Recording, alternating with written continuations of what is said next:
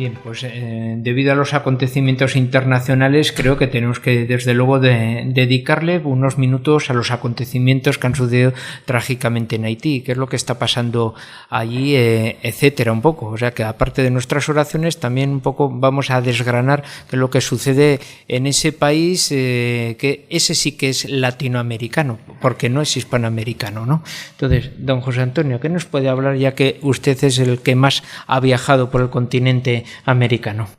Hombre, yo Haití no he ido nunca, voy mucho por República Dominicana, país fronterizo.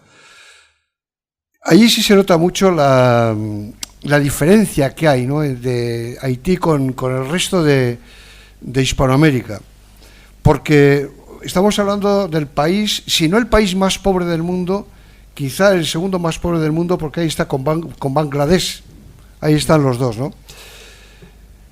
Lo que ha pasado en Haití ahora yo creo que es un reflejo de lo que es ese país.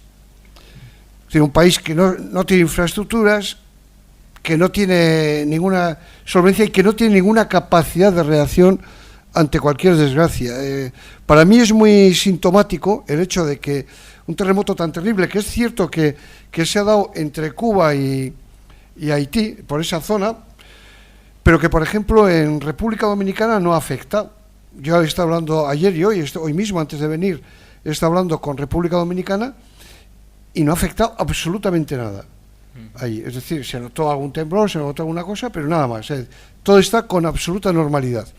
Y sin embargo tenemos al otro lado de la frontera un país donde, ante una desgracia tan tremenda, el gobierno ha desaparecido.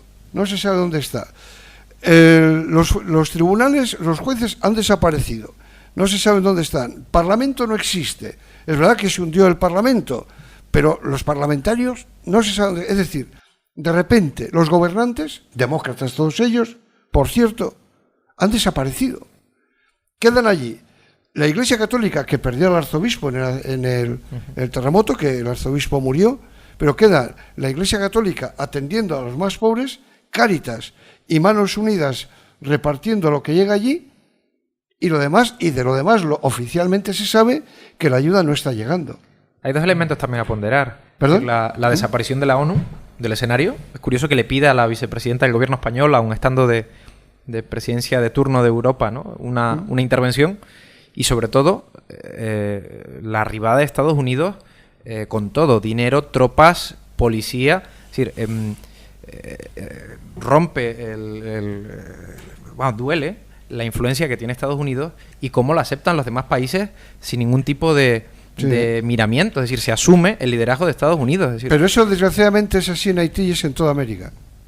Toda América, todo Hispanoamérica y toda Latinoamérica tiene la vista puesta en Estados Unidos. ¿Para qué la ONU? Es la reflexión que acaba de hacerse, porque claro, si tiene esta escasa capacidad de maniobra, escasa capacidad económica, escasa capacidad humana, pues... Cuando realmente, en mi opinión, ahí en América realmente los que teníamos que tener capacidad de reacción y de distancia somos los españoles. Es España. Porque al fin y al cabo estuvimos más tiempo allí que el que llevamos fuera de allí. Bueno, también en la propia Haití, porque antes de ser francesa...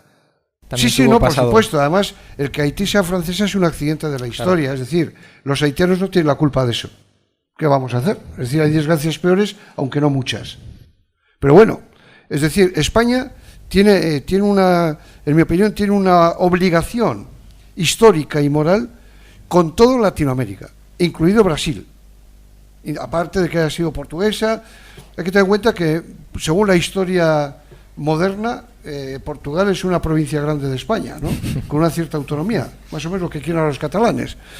Pero bueno, independientemente de eso, y volviendo un poco al tema serio, España tiene una obligación histórica y moral con ese país que, desgraciadamente, en los últimos 30 años creo yo que está haciendo dejación de eso, mirando demasiado a Europa, que me parece bien que se mire Europa, pero dejando de mirar a América, que es un poco nuestra responsabilidad histórica desde el año 1492.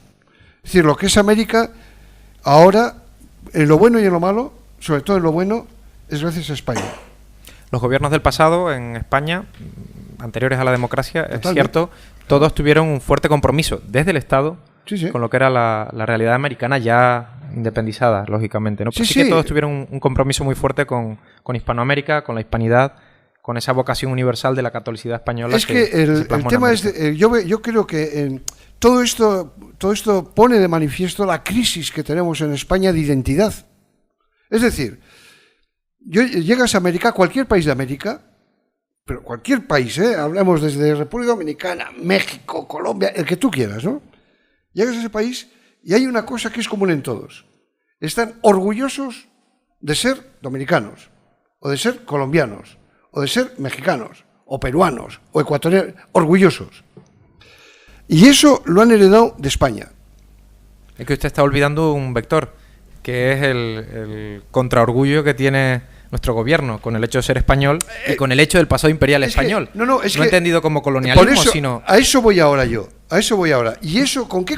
Eso lo han heredado de los españoles. Pero hombre, don José Antonio, nosotros aquí en España tenemos un presidente del gobierno que es presidente de una nación y para él su patria es la libertad, que dijo, aparte que la tierra no pertenezca a nadie salvo al viento. Eso de que es presidente de una nación. Sí, sí, el señor Zapatero es presidente de una nación que es España, pero para él el concepto de nación es discutido y discutible, y además para él su patria es la libertad. Y por cierto, hace también poco nos enteramos que la tierra, patrimonio el viento. Sí, que la tierra no pertenece a nadie salvo al viento, que es otra aportación fantástica. Luego, por otra parte, pasa lo que pasa con la página web de la Presidencia Española de la Unión Europea, que la piratean y te ponen a Mr. Bean, lo cual a mí me parece, no sé si lo comentamos la semana pasada, si fue aquí o en otra tertulia en la que estuve, pero si no lo digo otra vez, aunque me repita porque creo que es importante. Es decir, me parece inaceptable lo que ha pasado con la página web de la Presidencia Española, más que nada por Mr. Bean, evidentemente. Porque Mr. Bean es un personaje inteligente, Rowan Atkinson es un pedazo de actor, es un tío muy inteligente,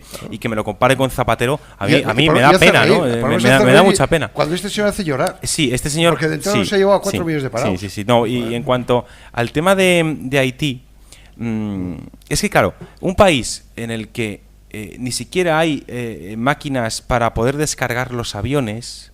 Luego, ayer en Intereconomía de Televisión, en los informativos, tuvimos por teléfono en entrevista al marido de la mujer, la funcionaria española de la ONU, que ahora parece que no ha muerto.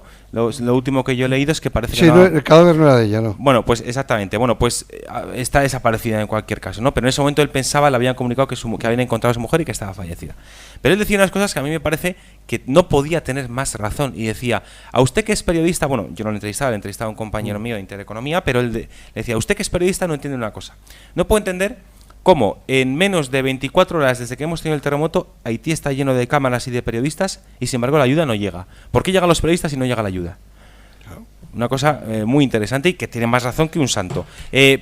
Claro, pero es que dice, pero por otra parte, el aeropuerto de Puerto Príncipe nunca ha tenido una gran infraestructura para operar demasiados vuelos, ni para que aterricen o despegan demasiados aviones por hora, pero bien es cierto que ahora está destruido. Pero yo no entiendo una cosa.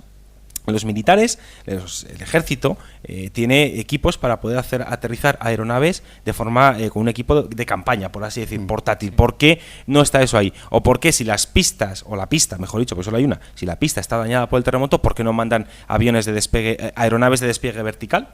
No aviones que necesitan espacio para tomar tierra o despegar, sino helicópteros.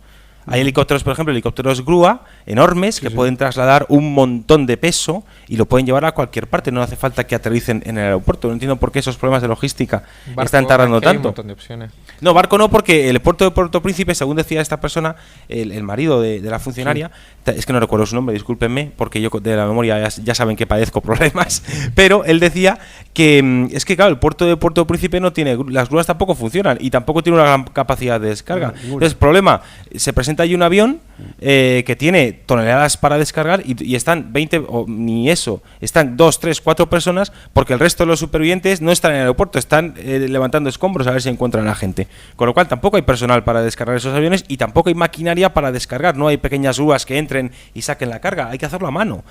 Y hasta que no descargue un avión, porque tampoco hay sitio para aparcar los aviones, no pueden aterrizar más. O sea, que es un follón. Ahí habría que buscar... Bueno, pues entonces, en vista la descripción de los hechos, si ustedes quieren hacer algo, ya lo saben, tienen unos números de cuenta que salen también en nuestra página del diario Ya para, a favor de Cáritas o de ayuda a la Iglesia necesitada, a través de ellos poder, por lo tanto, ayudarles a los haitianos. Así que muchas gracias por su colaboración. Otro día nos vemos aquí, en Tertulias del Ya.